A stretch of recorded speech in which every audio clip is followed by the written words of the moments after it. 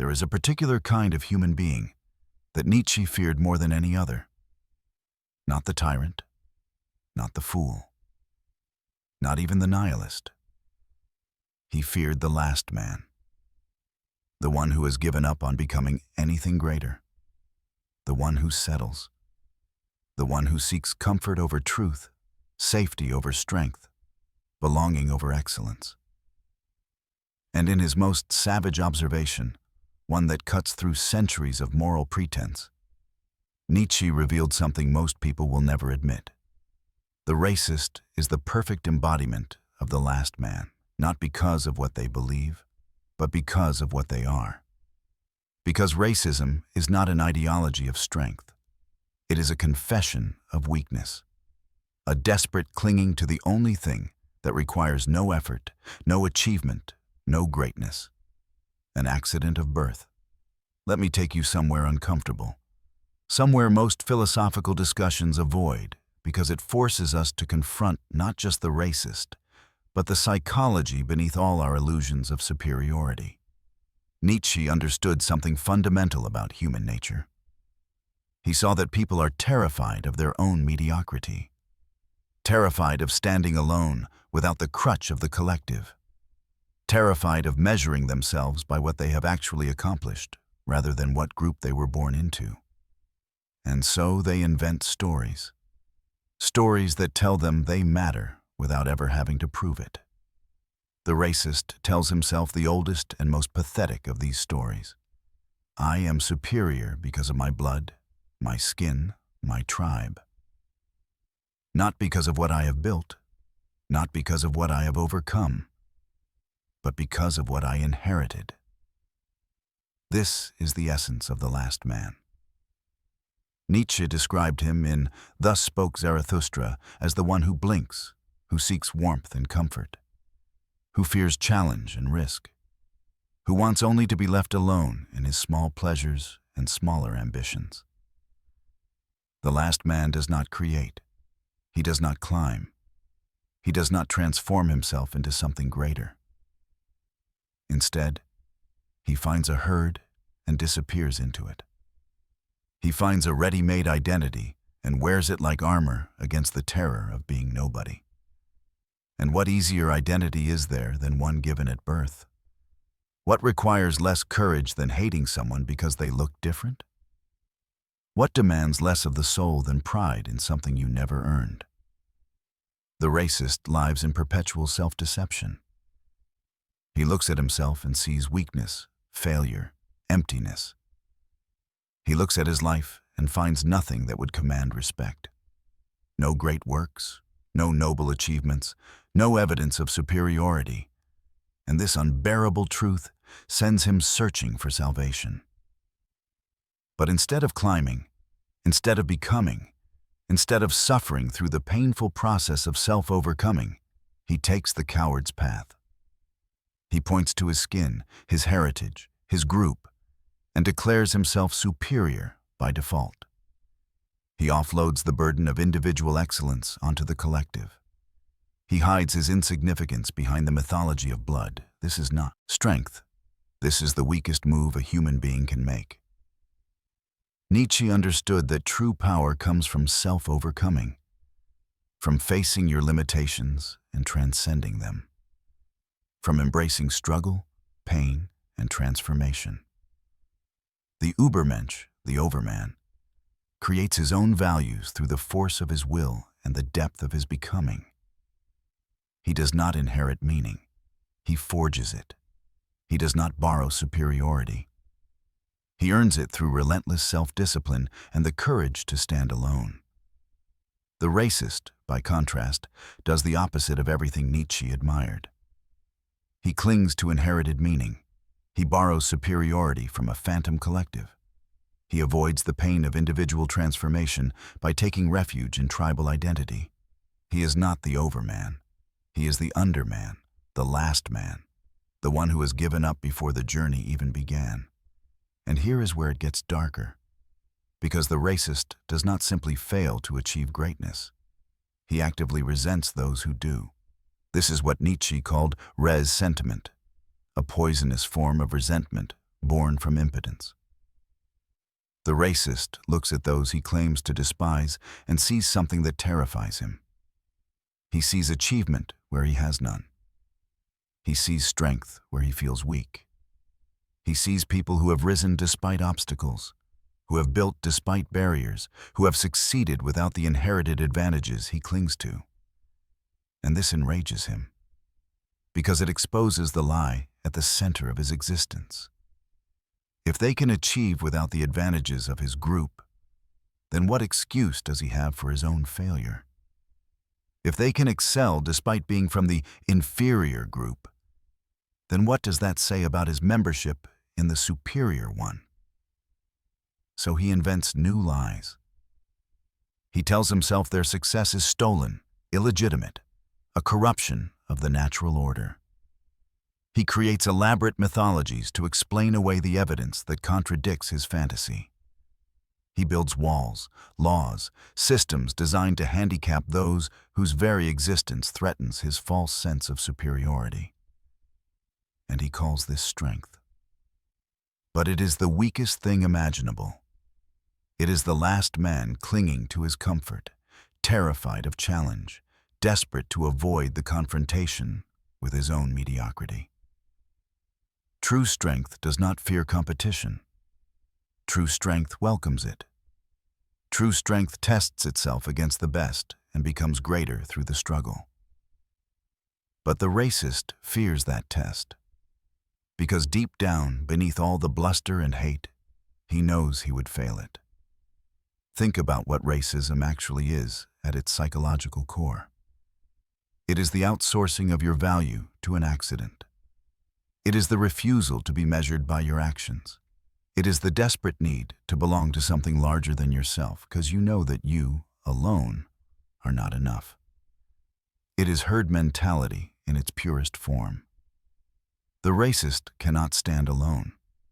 He cannot create his own meaning. He cannot face the abyss of existence and laugh.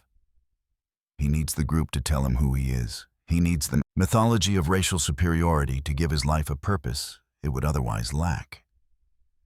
Strip away the race, strip away the tribe, strip away the collective identity. And what is left? Nothing. An empty person with no accomplishments, no distinction, no reason for anyone to remember his name. And he knows this.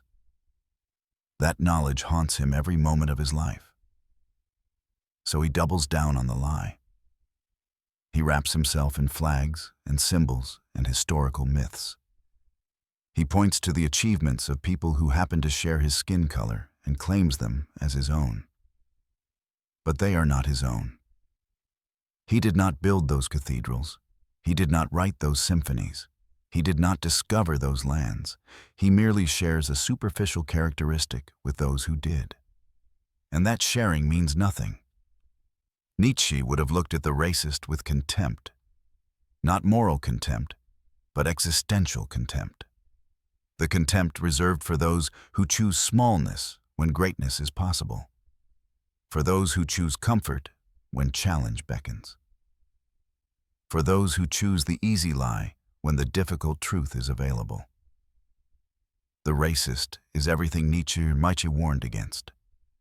He is the human being who has stopped becoming, who has settled into a fixed identity and defended it with violence rather than transcending it through will.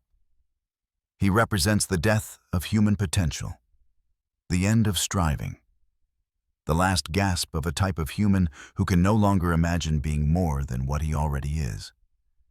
And the truly savage part of this observation is how universal it is. Because racism is just one form of this deeper sickness. The sickness of inherited identity. The sickness of avoiding individual responsibility by hiding in the collective. Nationalism, tribalism, ideological fundamentalism. All of it springs from the same poisoned well. The terror of standing alone. The fear of being measured by what you have actually done, rather than what group you belong to. The desperate need for ready-made meaning in a universe that offers none. The last man comes in many forms, but they all share the same essential cowardice. They all refuse the hardest and most important task: to create yourself, to overcome yourself, to become worthy of your own respect through the depth of your struggle and the authenticity of your transformation. Look around you. Look at how many people define themselves by things they did not choose, by where they were born, by their ancestry, by their group affiliations, by anything except what they have built with their own hands and transformed within their own soul. This is the herd. This is the last man multiplied across billions, all blinking at each other, seeking warmth, avoiding challenge, settling for comfort, and calling it virtue. The racist is not an aberration. He is an extreme example of a widespread condition. The condition of humans who have given up on greatness, who have traded the terrifying freedom of self-creation for the false security of inherited identity. And they will defend that false security with everything they have, because to lose it is to face the void, to face the terrible truth that they are nothing special, that they must earn their significance, that they are, in this moment, unremarkable and mediocre. And most people cannot bear that truth. But here is what they do not understand. Here is what the racist, the last man, the herd animal will never grasp. That truth, that terrible truth of your own mediocrity, is not a prison. It is a liberation. It is the starting point. You are mediocre. You are unremarkable. You have achieved nothing that would justify pride. Good. Now you know where you stand. Now the real work can begin. The work of becoming. The work of transformation. The work of creating a self that is genuinely worth something. Not because of what you were born as, but because of what you chose to become. This is what Nietzsche meant by self-overcoming. Not denial of your current state, but acknowledgement of it, followed by the relentless will to transcend it. The racist cannot do this. He cannot acknowledge his mediocrity because his entire identity depends on denying it.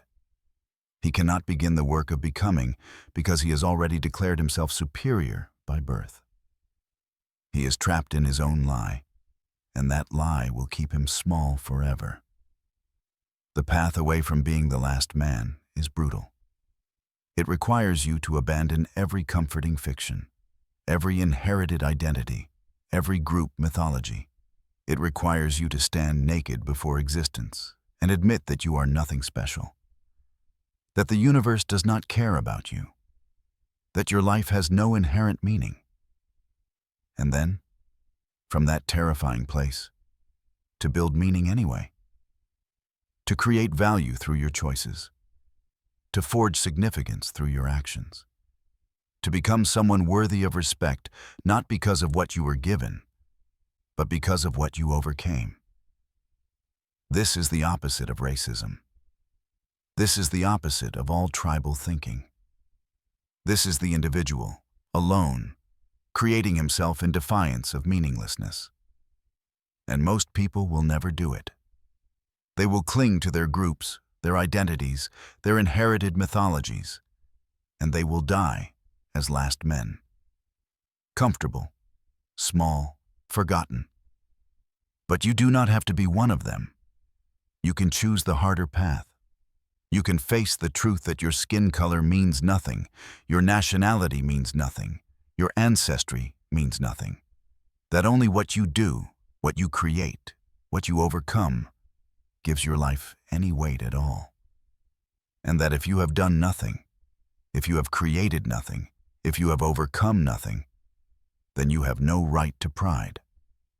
You have only the opportunity to begin.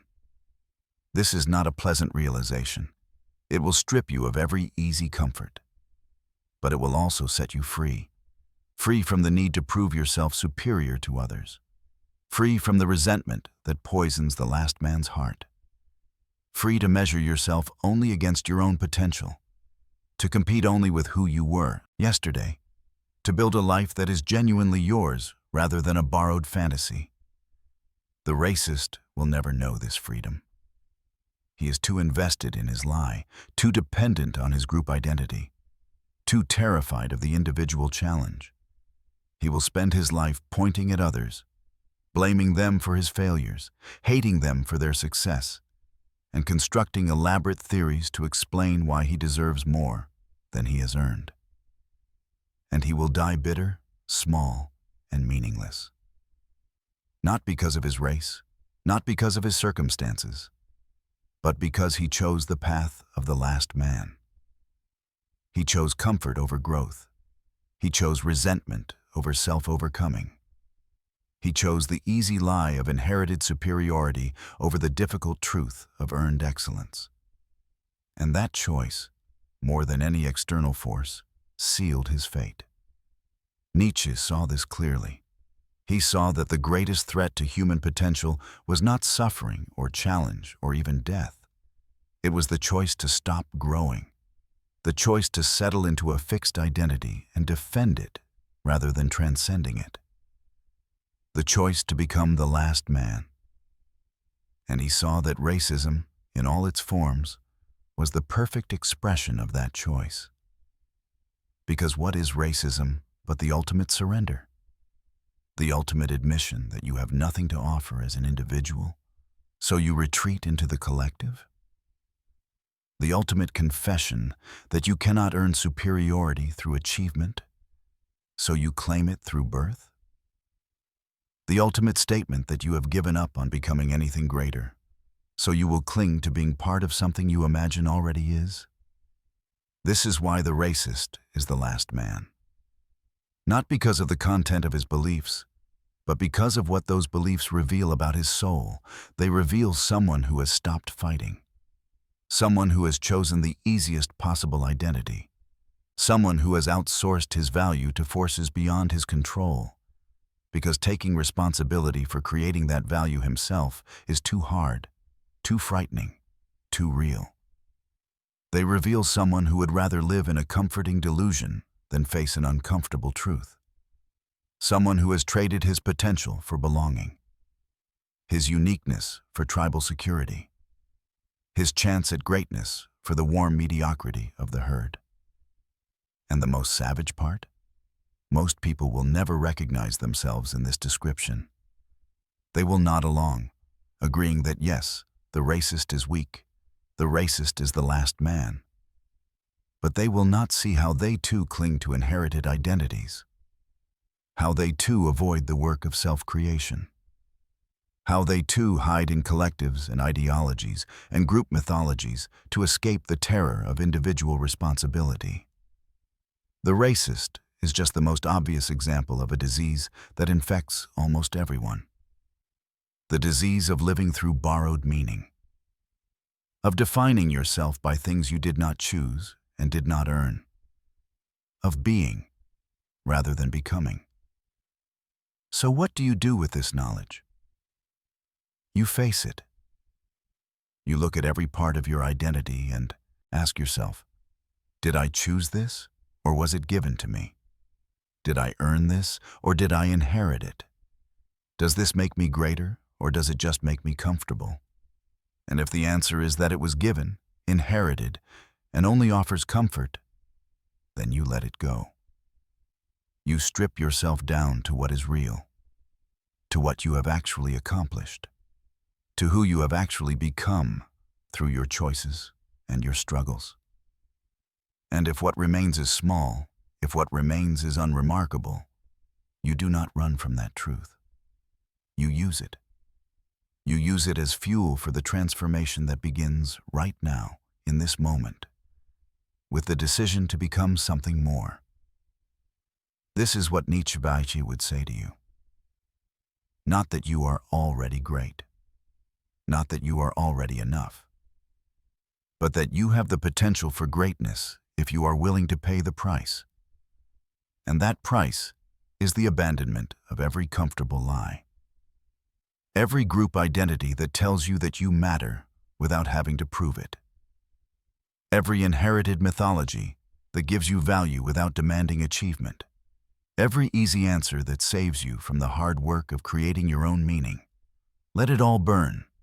Stand in the ashes of your borrowed identity and begin building something real, something earned, something that is yours and yours alone, because you forged it through will and suffering and relentless self-overcoming.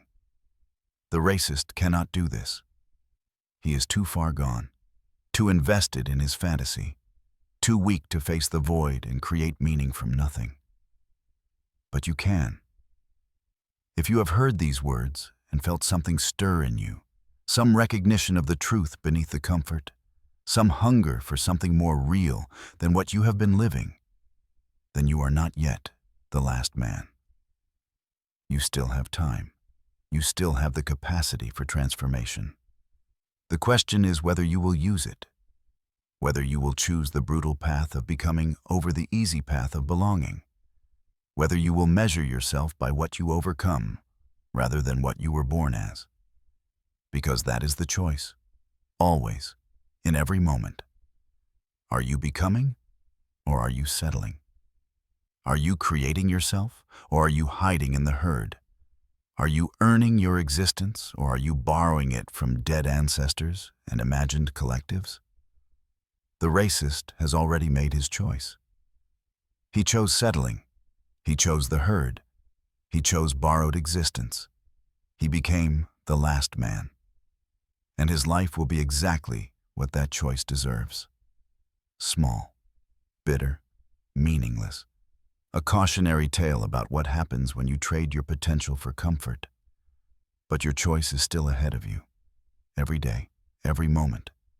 And the fact that you have listened this far, that you have followed this thought into its darkest corners, suggests that some part of you wants more, wants truth over comfort, wants growth over safety, wants to become rather than simply to be. Hold on to that. Feed it. Let it burn away everything false in you until only what is real remains.